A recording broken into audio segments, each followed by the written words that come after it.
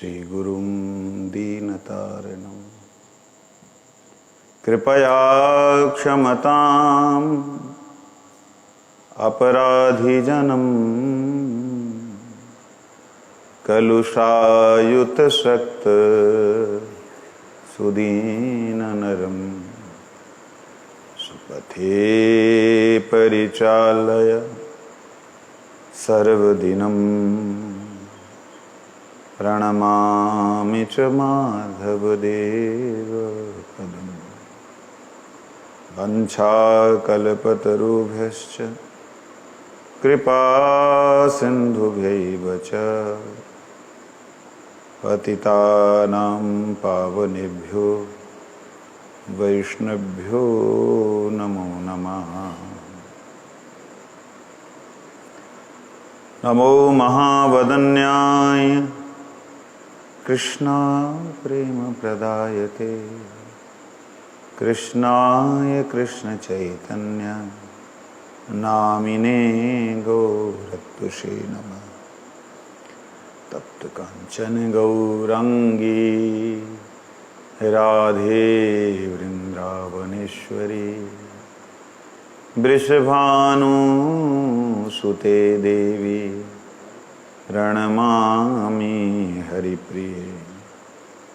हे कृष्णा करुणा सिंधु दीनबंधु जगतपते गोपेश गोपिकाकांत राधाकांत नमस्तुते। वृंदायै तुलसीदेव्यै प्रियायै केशवस्य च कृष्णभक्ति प्रदे देवी सत्यवत्यै नमो नमः। श्री कृष्ण चैतन्य प्रभु नित्यानंद श्री अद्वैत गदाधर शिवासादि गौर भक्तवृंद। हरे कृष्ण कृष्ण कृष्ण हरे हरे हरे राम राम राम हरे हरे। भूमो स्वकलितपादानां भूमिरेवयवलम्बनं त्वय्यजातयपराधानां त्वमैव शरणं प्रभु त्वमैव शरणं प्रभु त्वमैव शरणं प्रभु।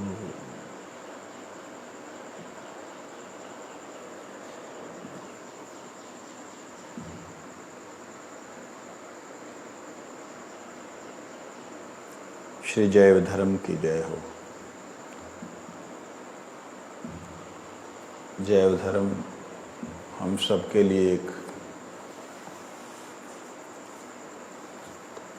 बहुमूल्य अमूल्य ग्रंथ है जो कि सारे ही शास्त्रों का निचोड़ निकाल करके दिया है। हम श्रवण कर रहे हैं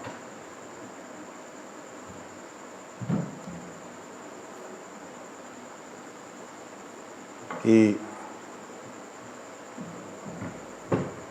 वैष्णवदास महापंडित जो सन्यासी थे, पहले मायावाद से दीक्षित थे, शंकर संप्रदाय से थे, उन्होंने कृष्ण चूड़ामणि महापंडित उनके साथ में उनके तर्कों को सुन के उनके तर्कों का समाधान किया। कल हमने श्रवण किया था कि जो भक्ति है, जो श्रद्धा है, उसका कोई इस जन्म से लेना देना नहीं है। जो शुद्ध भक्ति है वे अनंत जन्मों की सत सुकृति, नित्य सुकृति जो है उससे प्रकट होती है। आज चूड़ामणि जी कहते हैं 92 नंबर पेज, 6ठा अध्याय। आप बारंबार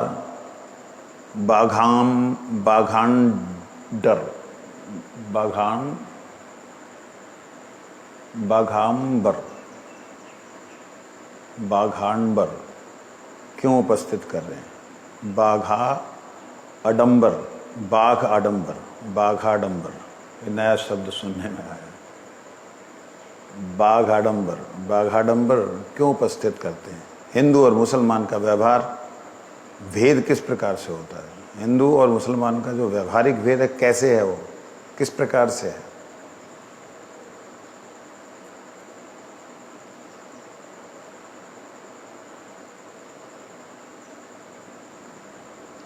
वैष्णोदास जी कहते हैं, संसारिक व्यवहार तो व्यवहार कहते हैं।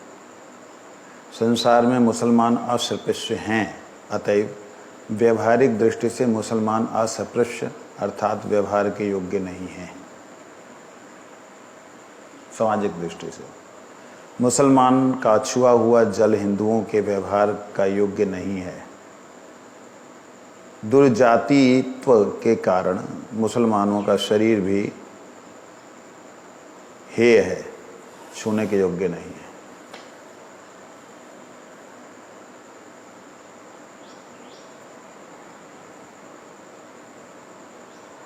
चूड़ामणि, जब इतना सब कुछ मानते हो, फिर परमार्थिक दृष्टि से अभेद कैसे हो सकता है? जब ये सामाजिक दृष्टि से ही जब स्वीकृत नहीं है, तो परमार्थिक दृष्टि तो और भी उत्तम होनी चाहिए, उसमें कैसे स्वीकृत हो सकता है? वैष्णवदास जी कहते हैं, शास्त्रों में इस बात की स्पष्ट शब्दों में घोषणा की गई है, भृगुवर नरमात्रम तारयेत कृष्ण नाम। इसका मतलब इस वाणी के अनुसार मुसलमान आदि सभी मनुष्य परमार्थ लाभ करने के विषय में समान हैं। सभी जीव, विशेष करके मनुष्य ही, सभी जीवों में मनुष्य ही है केवल विचार कर सकता है, उसके पास विवेक है, विचार करके चल सकता है अपनी बुद्धि के द्वारा। तो इसलिए नरमात्र शब्द प्रयोग किया है। नरमात्र का मतलब यहाँ पे कोई जाति, कोई रंग, कोई भेद नहीं बतलाया। कृष्ण नाम जो है वो तारयेत, सबको तार देता है, जो भी उसका श्रद्धा के साथ नाम उच्चारण करता है। तो यहाँ व्यवहारिक दृष्टि अलग है, परमार्थिक दृष्टि अलग है। व्यवहारिक दृष्टि से तो वो जिस प्रकार से एक नियम है वो है, परमार्थिक दृष्टि से जो नियम। अब देखिए, लोगों को ये मालूम पड़ा कि हमारे थूकने से किसी का धर्म नष्ट हो सकता है, हमारे जूठन से किसी भी अन्य जाति का धर्म नष्ट हो सकता है। ऐसे जब मालूम पड़ा तो मुसलमानों ने थूक थूक करके अपने जो पपीते हैं, जहाँ केले हैं या फल हैं, उनको साफ करते हैं घिसने के लिए। तंदूरी रोटी है, उसमें थूक देते हैं। वो सिर्फ इसलिए कि इनका धर्म नष्ट हो जाएगा। और वास्तविकता में ये बात शास्त्रों के सम्मत है। अगर आप किसी का जूठन खाते हो तो आपके जो अपना और आने वाली संतानों का धर्म के प्रति झुकाव, रुझान खत्म हो जाएगा। और ये आप वहाँ देख सकते हैं जहाँ पे पहले हिंदू किसी समय में बाहुल्य था, अब वहाँ पे मुसलमानों का बाहुल्य है। क्यों? क्योंकि हिंदुओं के बच्चों ने जिनका संग किया, जिनका जूठन खाया, उसके प्रभाव से क्या हुआ, उनकी जनरेशन ही बदल गई। आज की जनरेशन इस चीज़ को समझती नहीं। लेकिन ये एक एक्सेप्शनल केस हो जाता है, ये एक अपवाद की तरह है कि भगवान की भक्ति करने वाला जो है वो तर जाएगा। एक अलग बात है। ये लाखों करोड़ों में से कोई एक मुस्लिम जो है वो भगवान के नाम को करके पार होता है। आम जनरल कैटेगरीज में नहीं आते हैं लोग। तो इस दृष्टि से इसको बोल तो रहे हैं वैष्णवदास जी, लेकिन ऊपर वाली जो बातें, जो सदाचार की बातें हैं, जो सामाजिक बातें हैं, उनको भी समझने के लिए बोला। जैसे मुसलमानों में भी यूं ही यही बात कही है, सेम बात उनके यहाँ भी कही है कि काफिरों से कुछ खाना नहीं, काफिरों से कुछ लेना नहीं, काफिरों से पान मतलब उनका जूठन नहीं खाना। जिस प्रकार से हमारे यहाँ हेयता की बात है, उनके यहाँ भी है। अगर करोगे तो तुम्हें इतने टाइम की नमाज एक्स्ट्रा अदा करनी पड़ेगी। तो खाते नहीं किसी घर, अपने घर में भी हम खाते हैं। दूसरे को खिलाओ, खुद मत खाओ, ये उनका सिस्टम है। तो कहने का मतलब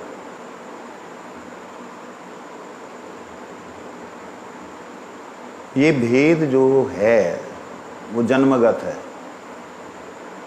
शुरू से ही है।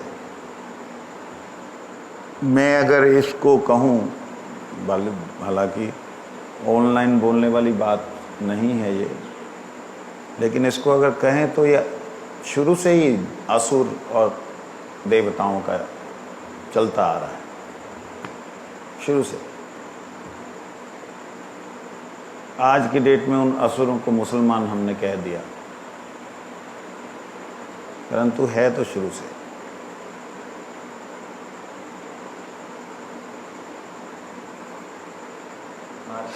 मुसलमानों की उत्पत्ति कहाँ से हुई? असुरों से, असुरी मुसलमान जो भगवत विग्रह को, भगवान के रूप को ना मान के विद्वेष करते हैं, वही अंतज्ञ हैं, उन्हीं को यवन कहते हैं। लेकिन असुर लोग तो भगवान शिव को आराध्य मानते हैं। आराध्य असुर लोगों में जो श्रेष्ठ असुर हैं वो मानते हैं, असुरों में अच्छे असुर वो मानते हैं। असुरों में बड़ी कैटेगरीज है। असुरों में जो अच्छे असुर वो मानते, लेकिन जो बुरे असुर हैं वो असुरों को ही भगवान मानते हैं। हिरण्यकश्यप को उसके सारे अनुयायी उसको भगवान मानते थे। हिरण्यकश्यप खुद ब्रह्मा को प्रणाम करके, ब्रह्मा अब शिव की आराधना करके शिव के ही माथे पे चढ़ बैठे। वो लोग क्या नाम, वृकासुर, भस्मासुर जिसको बोला, बाद में भस्मासुर नाम था, वृकासुर नाम था उसका। तो इस प्रकार से आसुरिक बुद्धि तो होती है ना। तो कहने का अभिप्राय जो ये युग युगांतर से है, ये बात वो लोग बोलते हैं लेकिन प्रमाणित नहीं कर पाते। तो 1400 कुछ ईस्वी से शुरू हुआ, कहते नहीं उससे भी पहले था। बोलते हैं लेकिन बेचारों के पास प्रमाण देने के लिए कुछ नहीं, क्योंकि उनकी जो पुरानी किताब है उसी से आगे की किताब बनी। वो पुरानी किताब जो है, जो जिसको कि क्रिश्चियंस ने भी माना है, वो तो उनसे 600-700 साल पहले आए क्रिश्चियंस का। वो भी एक जो है पुरानी किताब को लेकर के, ओल्ड बुक बोलते हैं, ओल्ड टेक्स्ट बुक बोलते हैं उसको, तो उसको लेकर के चलते थे। इस प्रकार से वो कौन सी है, अंत में तो हमारा इधर ही की तरफ आते हैं, सनातन की तरफ ही आना पड़ेगा। परंतु जो हो, कहने का अभिप्राय यहाँ ये है कि देखिए ये भेद आपको स्वीकार करना ही चाहिए। जहाँ पर मुस्लिम भी है, हिंदू बराबर है, दुकानदार है, जो दुकानदार है मुसलमान भी है ना, तो हम हमारे लोग मटके लोग भी ठीक सही करते हैं।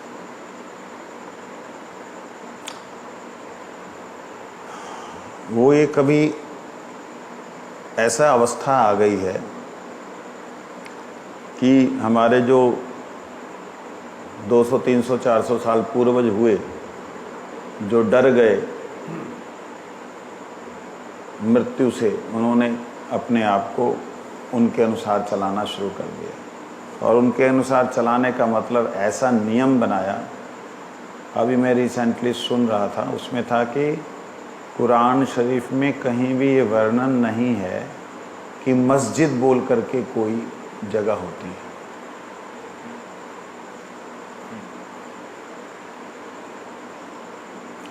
मजमे से मस्जिद हुई है, इकट्ठा होना, अपनी शक्ति दिखलाना, उससे मस्जिद हुई है। क्योंकि जहां पर मूर्ति को माना ही नहीं गया है, जहां पे कोई स्थान, कोई विशेष होता ही नहीं है, जहां पे कोई विशेष स्थान होता ही नहीं है, जहां पे सड़क के ऊपर बैठ के भी आप नमाज अदा कर सकते हो, जहां पे पवित्र अपवित्र की बात ही नहीं है, तो वहां मस्जिद की क्या बात होनी चाहिए? बात समझाई? भाई आप कहते पवित्र होती है मस्जिद, पाक होके जाओ, पवित्र होके जाओ, हाथ पैर ये वो हुजू करके जाओ, ठीक है। उस सड़क के ऊपर ही आप कैसे नमाज अदा कर सकते हो? फिर पूरे हिंदुस्तान में सड़कों के ऊपर जो है नमाज अदा होती है, सिर्फ यूपी को छोड़ के, कैसे कर सकते हो? क्या उससे पहले उसको अच्छी तरह से धोया जाता है? क्या उसको फिर सर्फ से धोया जाता है सड़क को, जहाँ पे सब तरह के थूक फेंका गया, ये हुआ, गंदगी फैली गई? चलो मस्जिद के अंदर तुम बोलते हो पवित्र है, तो बाहर क्या है भाई? उनकी है ही नहीं कुरान शरीफ में, नमाज अदा करनी बस। तो खलीफाओं ने क्या किया था कि इन लोगों को ऑर्डर किए। ये कहाँ शुरू हुआ है नमाज अदा करने का? मस्जिद के अंदर स्पेशली। उनकी मस्जिदें जिसको बाहर विदेशों में देखी जाती हैं, वहाँ बाहर कहीं भी नमाज अदा नहीं कर सकते, आपको अंदर ही करनी होगी। हिंदुस्तान में ऐसा क्यों हुआ? क्योंकि कन्वर्टेड थे, यहाँ पे हाजिरी लगती थी। देखो वो आए जिन्होंने अपने धर्म को बदला, आए कि नहीं आए? आए हैं जी, सब आए हैं। बच्चे आए हैं कि नहीं आए? आए। बच्चे भी मतलब जो बड़े हो गए, ठीक है, चलो हाँ भाई आज के फलाना नहीं आया, कहाँ है, ढूंढो उसको, मिल गया, क्यों नहीं आया?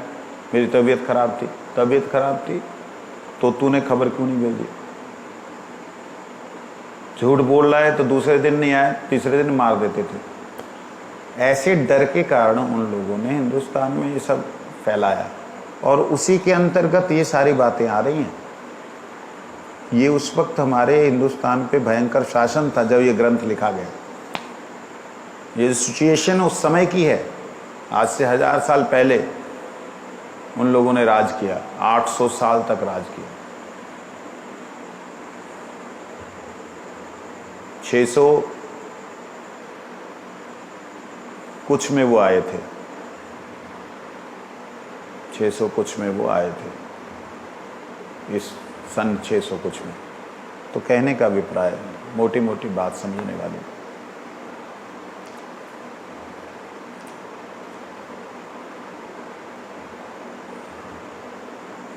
इतना सब कुछ होने के बाद भी अगर कोई, जैसे हमारे गुरु भाई हैं रशिया में, वो मुस्लिम थे, कट्टर मुस्लिम थे। एक गुरु बहन है, वो भी कट्टर मुस्लिम थे।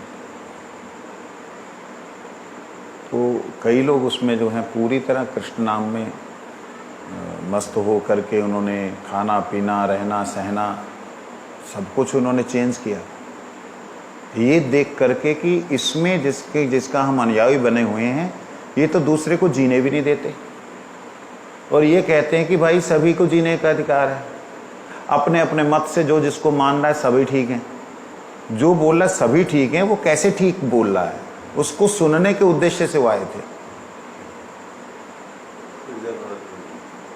सुनने के उद्देश्य से आए कि भाई सभी को ठीक बोल रहे हैं, ऐसे कैसे ठीक है? वसुदेव कुटुंबकम की बात कर रहे हैं, ऐसे कैसे कर रहे हैं कि सारे एक ही कुटुंब से हैं, सभी परिवार एक है, सुनने के लिए, समझने के लिए आए, आ करके उनको अच्छा लगा कि आहा, ये ही वास्तविकता धर्म है जो धारण करे। वो धर्म कैसा धर्म? जो कि नाश करे।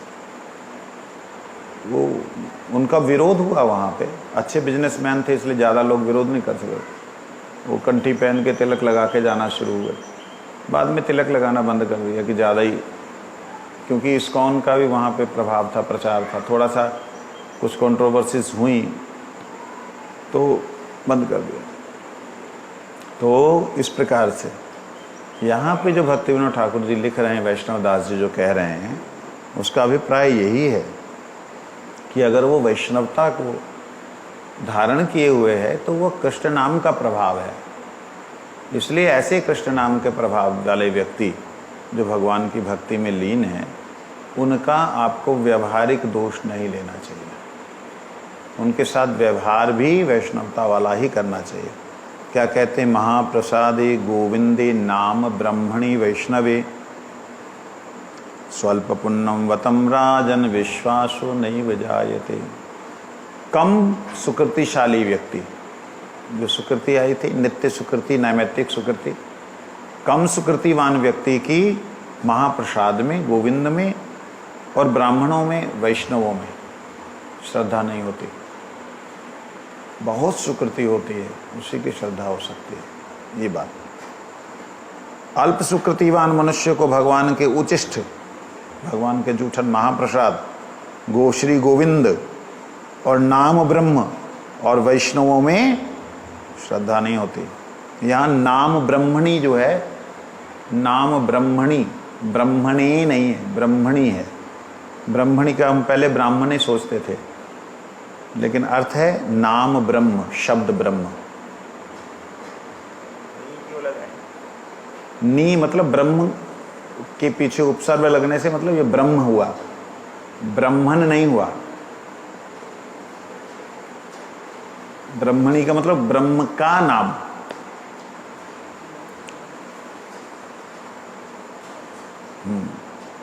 नित्य सुकृत जीव को पवित्र करने वाला महान पुण्य है। जो नित्य सुकृत है, जो नित्य सुकृति है, वो जीव को पवित्र करने वाली पुण्य।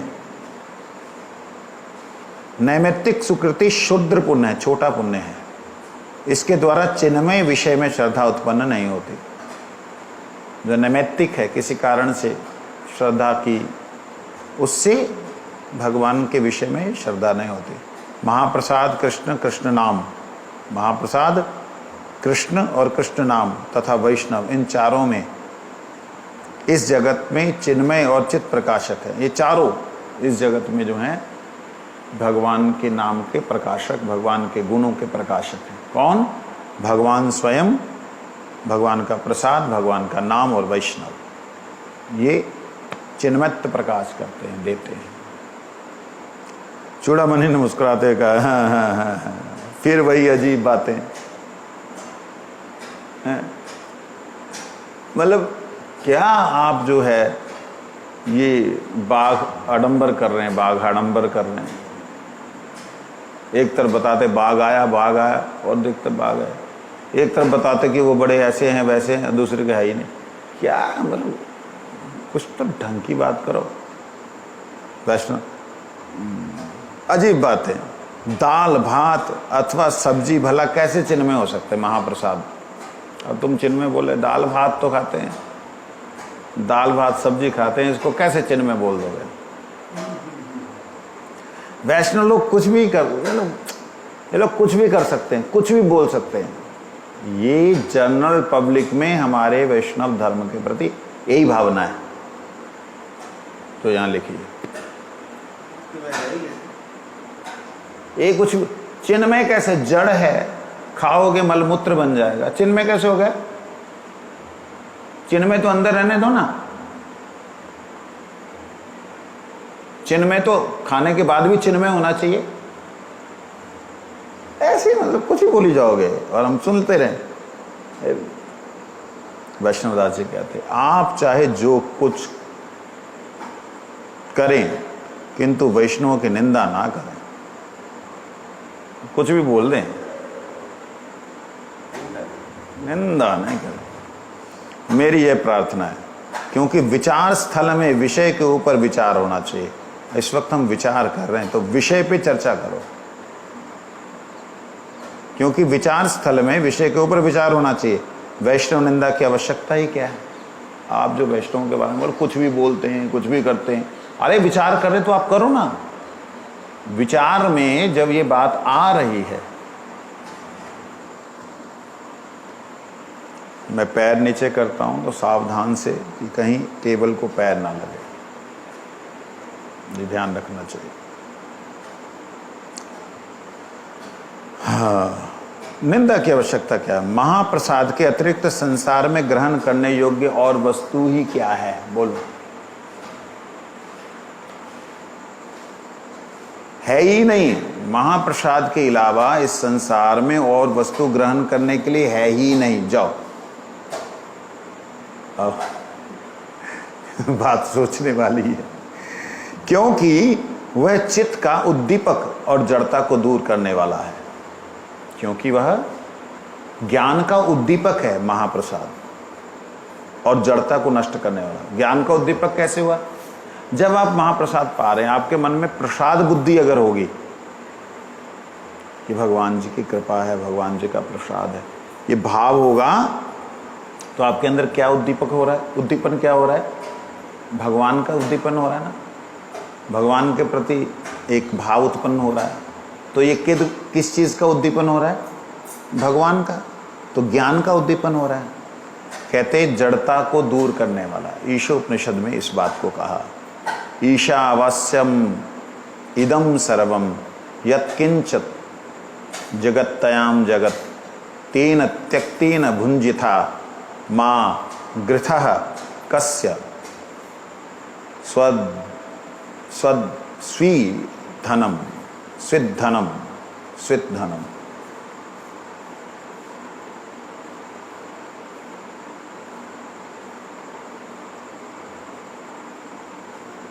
ईशावास्य उपनिषद के अंदर आया है। ईशोपनिषद जो है, अखिल ब्रह्मांड भगवत शक्ति से संबंध युक्त है। इसे मानते हो कि नहीं? आओ, चंडीदास जो है, चूड़ामणि का दिमाग हल गया। बात तो सही है, उनकी शक्ति से बाहर कुछ है? इसका साधारण अर्थ जो किया है, अखिल ब्रह्मांड में जो कुछ भी जड़ चेतन है, समस्त ही ईश्वर में अवस्थित है, ईश्वर में है, तथा साथ ही उसमें व्याप्त है। अतएव त्याग पूर्वक इसे भोगते रहो, त्याग पूर्वक भोगते रहो, किसी के धन में आसक्त ना हो। ये बात उपनिषद में कही गई।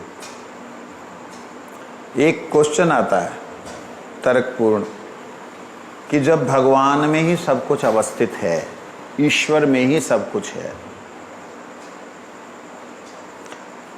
और सब कुछ में वो व्याप्त है, जैसे जल में मछली है, मगरमच्छ है, व्हेल है, सब कुछ है, उसमें है, और उन मछलियों में, व्हेल इत्यादि में भी जल व्याप्त है। कहते ऐसे ही जब ईश्वर ही में सब कुछ, जड़ चेतन में सब कुछ उसी की शक्ति व्याप्त है, तो यहां जो शब्द आया है,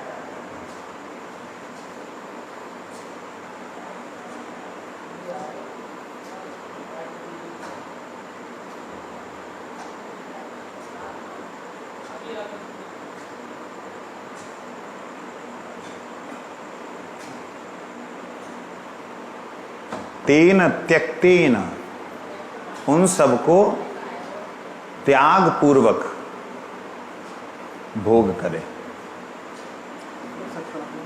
त्याग पूर्वक ग्रहण करें। प्रश्न ये है, जब भगवान में सब कुछ है तो त्याग करने की क्या जरूरत है? त्याग पूर्वक क्यों ग्रहण करें?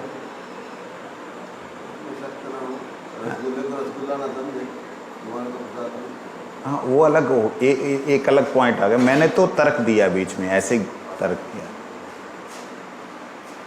कि जब सब कुछ भगवान में ही है, ईश्वर में ही सब कुछ है, तो फिर त्याग क्यों? त्यक्तेन भुंज, क्यों बोला त्यक्तेन भुंजे था? त्याग के द्वारा भोग करें, अर्थात जो भी ग्रहण करें उसे त्याग के स्वरूप से करें। ऐसा क्यों हुआ? जब सब कुछ उसी में, तो उसमें त्याग क्या करना, क्या स्वीकार करना? त्याग और स्वीकार फिर क्यों? देखिए, सब कुछ व्यक्ति के शरीर में होने पर भी, जैसे मनुष्य के शरीर में ही मलमूत्र है, होने पर भी मलमूत्र त्याग करने पे उसे ग्रहण नहीं किया जाता। अपवाद को छोड़ दें, कोई एक आधा पागल रहा हो उसको छोड़ दें, उसे ग्रहण नहीं किया जाता। ठीक है?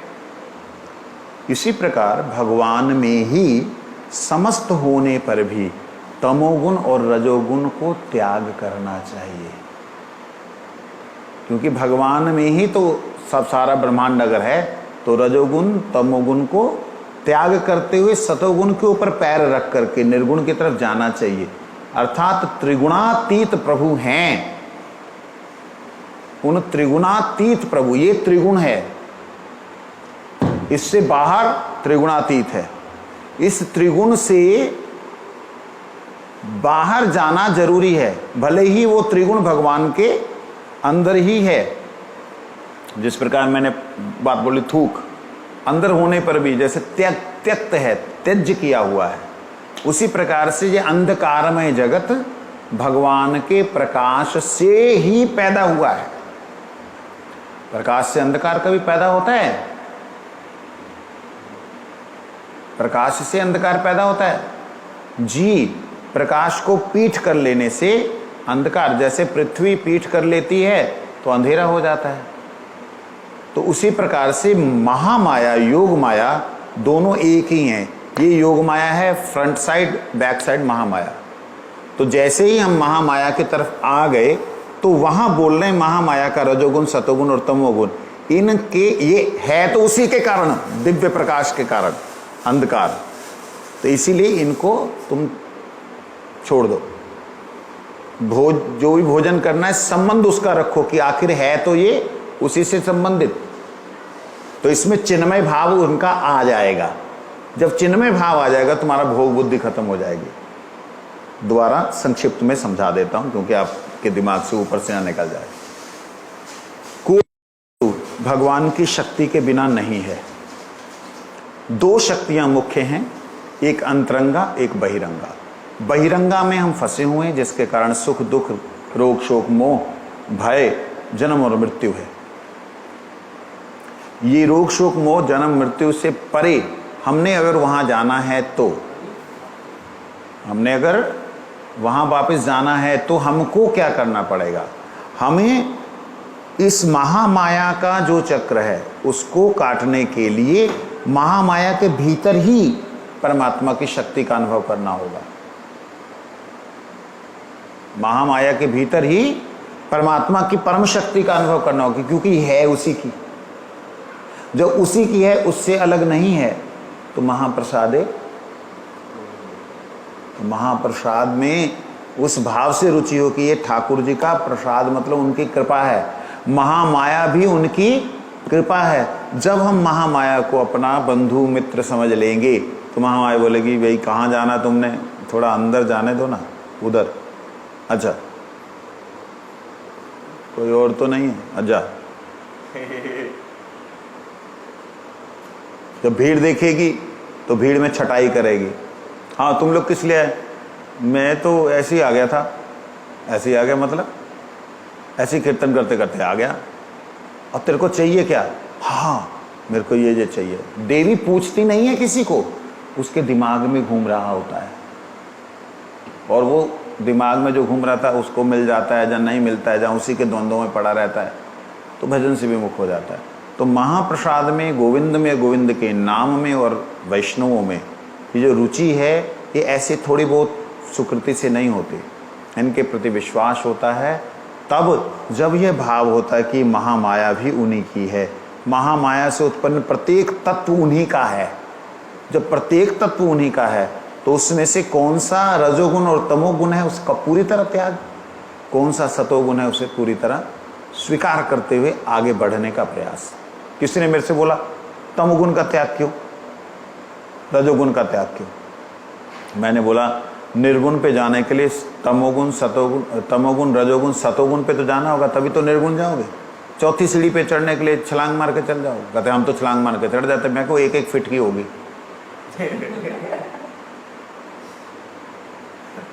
ये जन्म जन्मांतरों के भयंकर संस्कार हैं तमोगुण के, इनको ऐसे नहीं निकल सकते। सिद्धि मतलब सिद्धि तुम्हारी 4 इंची की सिद्धि को सिद्धि समझ लिया तुमने, ऐसा नहीं। तो उस प्रकार से बात समझने वाली है। अखिल ब्रह्मांड उन्हीं से संबंध युक्त है, ये भाव। ये शरीर मेरा गंदा नहीं है और इससे गंदा कुछ भी नहीं है। महर्षि ये कैसे, ये शरीर गंदा है, आप बोले ये शरीर गंदा नहीं है। मैं बोल रहा हूं ये शरीर गंदा नहीं है, ये चिन्मय है। चिन्मय का मतलब जिसमें भगवान की चित्त शक्ति, ज्ञानमय शक्ति, चेतन शक्ति क्रिया कर रही है। ध्यान दीजिएगा, बड़ा सुंदर एक बात आ रही है। ये शरीर के अंदर की चैतन्यता को अगर आप अनुभव करें तो ये क्या हो गया, क्या हो गया?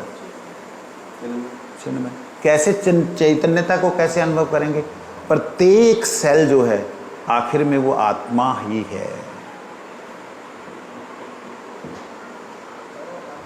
उस दिव्य भाव में अगर बैठ करके नाम करेंगे तो एक नाम एक साथ होते हुए खरबों नाम हो जाएंगे।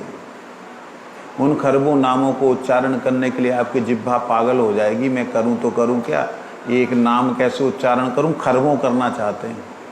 केवल भाव से हो जाएगा, ऐसी थोड़ी भाव से हो जाएगा। साधन है इसके लिए, भजन है इसके लिए, समय है।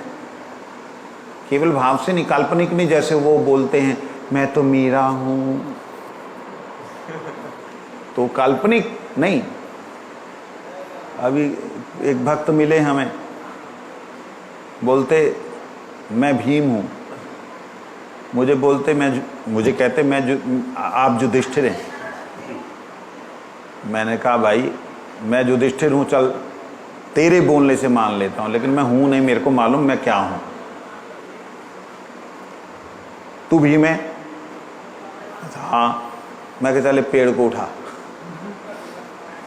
पेड़ पड़ा, उठा। भाई भीम है तो भीम की शक्ति कभी खत्म होती है? हनुमान जी की शक्ति खत्म होती है? जहां भी है अपनी शक्ति दिखाते, तो अपनी शक्ति दिखा, चल। अब कुछ सालों बाद वो भीम से मीरा बन गए। अब कहते मैं मीराबाई हूं। हमारे बड़े प्रेम है उनसे, अच्छे वैष्णव हैं, ऐसा नहीं है, मैं निंदा नहीं कर रहा हूं उनकी। लेकिन एक भाव की बात, जैसे तुमने बोला भाव की बात है, भाव की बात नहीं है, प्रैक्टिकल अलग होता है। तो भाव में वो कहते मैं मीरा हूं। मैंने कहा अच्छा चल, तू तो मीरा है, मान लिया। तेरा अंतिम भजन कौन सा था वो सुना दे। चल तेरे को टाइम दिया, इंटरनेट पे सर्च कर ले, फिर बता दे। मैं कहा मैं वहीं पे था जब मीरा गई अंदर, सुना। ऐसे ही एक बड़े महान पुरुष जिनको लोग बहुत मानते हैं, गृहस्थ में बहुत लोग उनको मानते हैं। मैं महान बोल रहा हूं, खुद भी मैं मानता हूं। उनको लोगों ने बोलना शुरू कर दिया कि ये भगवान के पौत्र हैं, कृष्ण के पौत्र, रुक्मिणी के, मतलब जो है, मैं नाम नहीं बोल रहा ना, हाँ वो हैं ये। मैंने उनको डायरेक्ट फोन किया। मैंने कहा दाऊ दादा ने उनको उस वक्त जाने के समय युद्ध में कुछ बातें कही थी, आप बता दीजिए। वो कहते क्या बातें बोली थी, आप बता दो। मैंने कहा मैं क्यों बताऊं, आप तो हो, आप बताओ। जवाब नहीं था। परम वैष्णव है, मैं अपराध नहीं कर रहा हूं। जवाब नहीं था। तो मैंने कहा आप बोल सकते, मैं उस भाव से सेवा में हूं, आप उस भाव से सेवा में हैं, ठीक है ना। कहते मेरा यही भाव है। मैं कहा आप, ये तो उत्तम भाव है, अच्छी बात है कि दाऊ जी की सेवा में, दाऊ जी के भाव में कोई प्रॉब्लम नहीं, लेकिन दाऊ जी मैं हूं ये बोलना तो गड़बड़ हो जाएगा क्योंकि फिर मैं उनका सेवक भी हूं तो भाई मुझे तो पता है। तो ऐसे भाव से नहीं होता, वो उस भाव में है। उन्होंने मेरे को बहुत पहले भी बताया था कि मैं इस भाव से भगवान जी की सेवा, बहुत पहले बताया था, मैं उन पर श्रद्धा करता हूँ, वो उस भाव में हैं। परंतु कुछ लोग उस चीज़ को नहीं समझ पाए, उन्हें अवतार कहने लग गए। उनके हाथ में माला का चिन्ह है, उनके चरणों में ये चिन्ह है, वो है फलाना। मैं कहा मेरे हाथ में चक्र के चिन्ह है, शंख के चिन्ह है, ध्वजा के चिन्ह है, तो मैं भगवान कृष्ण बन गया? चिन्ह तो साधारण बातें हैं, हर जीव के हाथ में होती हैं, कुछ ना कुछ तो उसकी कल्पना कर ही सकते हैं। तो जो हो, इस प्रकार से भाव से होना एक अलग बात है और उसमें स्थित हो जाना एक अलग बात है।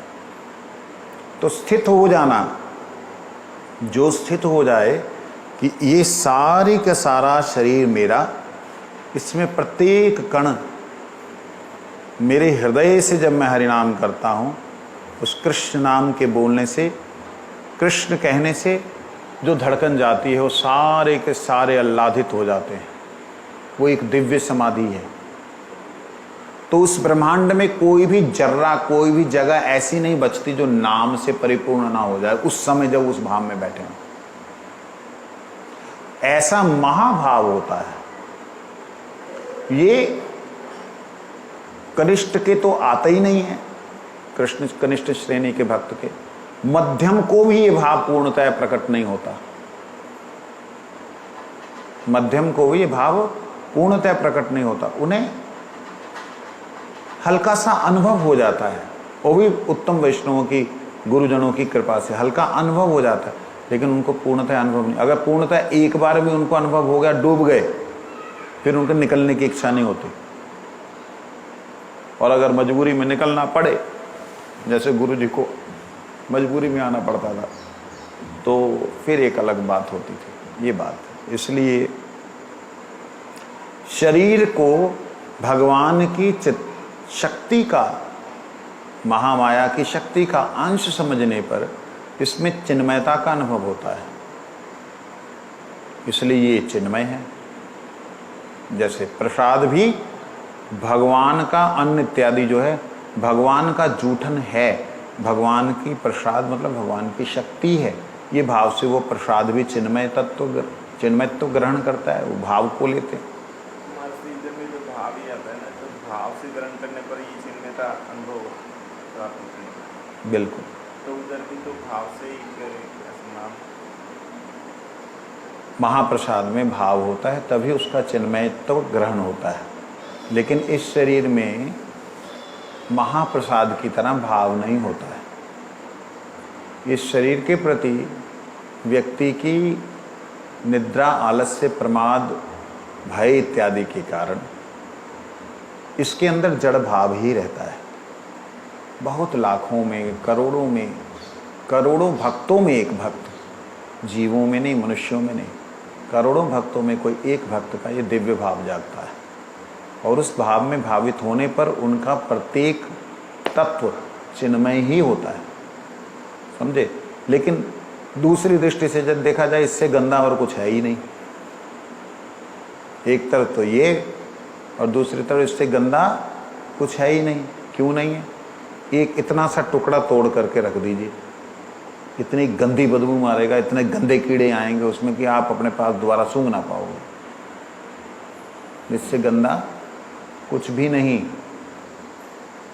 एक तरफ इससे सुंदर, इससे पवित्र, इससे इसमें चिन्मयत्व, इसमें भगवान का दिव्य अनुभव पूर्ण रूप से है, और दूसरी तरफ से इससे गंदा कुछ भी नहीं है। बिल्कुल। आप देखिए, सवेरे सवेरे मुख में से ऐसे स्मेल आते जैसे कोई मरा हुआ पशु हो। इतना गंदा शरीर है, लेकिन इस गंदे शरीर में भी जब नाम रमन करता है भगवान का, जो गुरु कृपा उसमें अभिषिक्त करती है जीवात्मा को, और वो नाम जब हृदय से होता है, हरे कृष्णा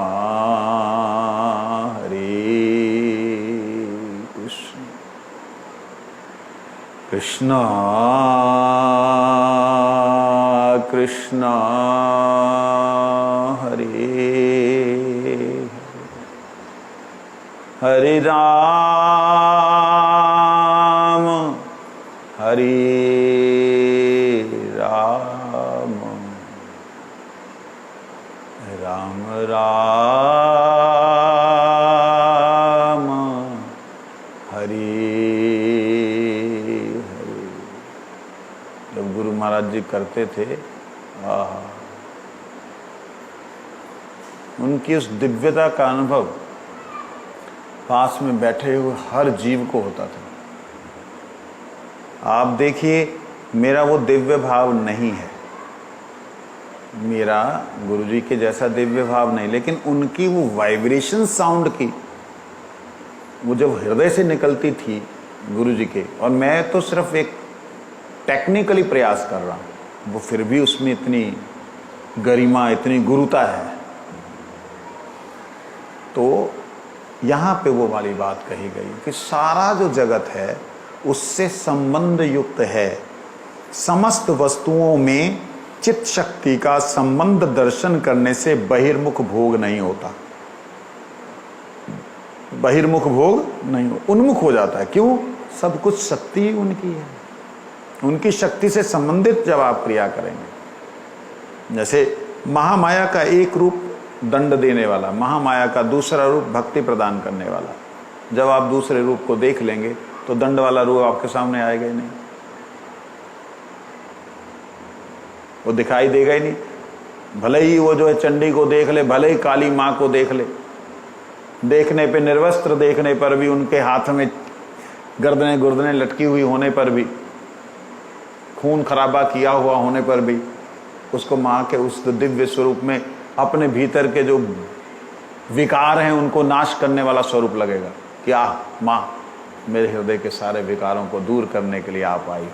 ये चंड मुंड बाहर तो एक लीला है, आपके भीतर बैठे हुए ये शैतान बैठे हैं, ये विचार मेरे, इनको नाश कीजिए, उसको दिव्य भाव आएगा, वो उसी में योग माया का दर्शन करेगा।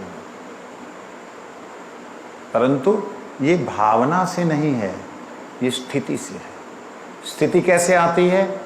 शरीर के प्रति अनासक्त होकर के, शरीर की जरूरतों के प्रति अनासक्त होकर के, मिनिमम शरीर धारण करने के लिए जो जरूरत है उसको लेकर के हरिनाम करते रहने से, हरिनाम करते रहने से, हरिनाम करते रहने से धीरे धीरे धीरे धीरे धीरे धीरे ये भाव जागृत हो जाता है। जब ये भाव जागृत हो जाता है तब जाकर के ऐसे अनुभव होते हैं। और एक बात मैंने अनुभव की कि जब कभी एक बार ऐसे दिव्य अनुभव हो जाए ना, तो व्यक्ति फिर संसार में कुछ भी चल रहा हो, अपने ऊपर कुछ भी हो रहा हो, वो ज़्यादा परेशान नहीं होता। परेशानी तो होती है, ज़्यादा नहीं होता। गर्मी आई तो गर्मी लगेगी, पंखा चलाएगा, ठीक है। ठंडी लगेगी तो कंबल ओढ़ेगा, ठीक है। तो वो ज़्यादा आसक्त नहीं होगा, ओढ़ना है ओढ़ लिया, चलाना चला लिया। परंतु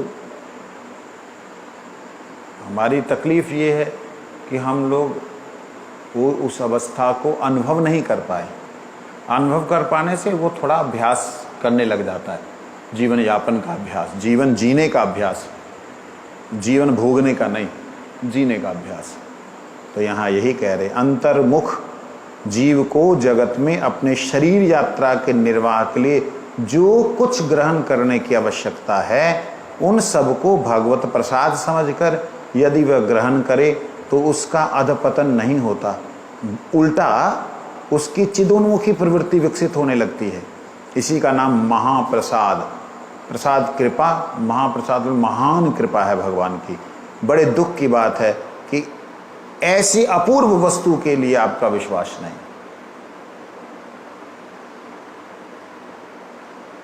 सब कुछ उनसे रिलेटेड है। और आपने ऐसे बोल दिया कि वैष्णव लोग तो कुछ भी बोल देते हैं।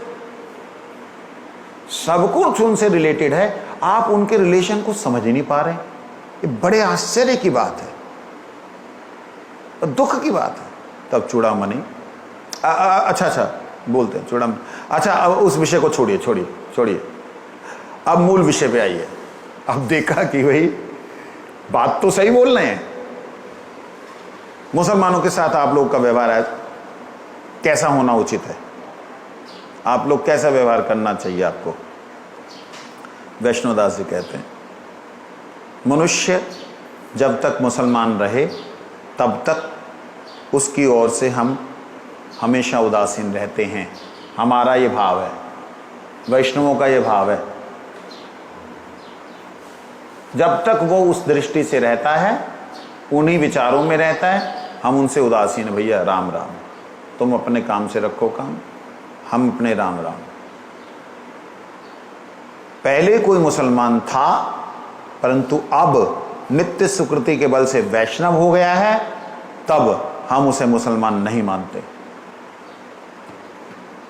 इस विषय में स्पष्ट शास्त्र का उदाहरण है पद्म पुराण में। शूद्रम वा भगवत भक्तम निषादम स्वपचम तथा विक्षयति जाति सामान्यात सजाति नरकम ध्रुवम। भगवत भक्त चारों वर्णों में से सबसे अधम शूद्र वर्ण का हो, अथवा वर्ण के बहिर्भूत बाहर व्याध चंडाल किसी भी कुल का क्यों ना हो, जो उसको उस कुल में उत्पन्न होने के कारण उसकी जाति का व्यक्ति मानता है कि फलानी जाति का है ये, वह निश्चय ही नरक गामन करता है। उसको निश्चय ही नरक में जाना पड़ेगा। पद्म पुराण में ही लिखा। बोलो, अब तुम बोलो चूड़ामणि, तुम बोलो। आप बाद में क्या बोलते हैं कल को सुनेंगे। वंश वैष्णव।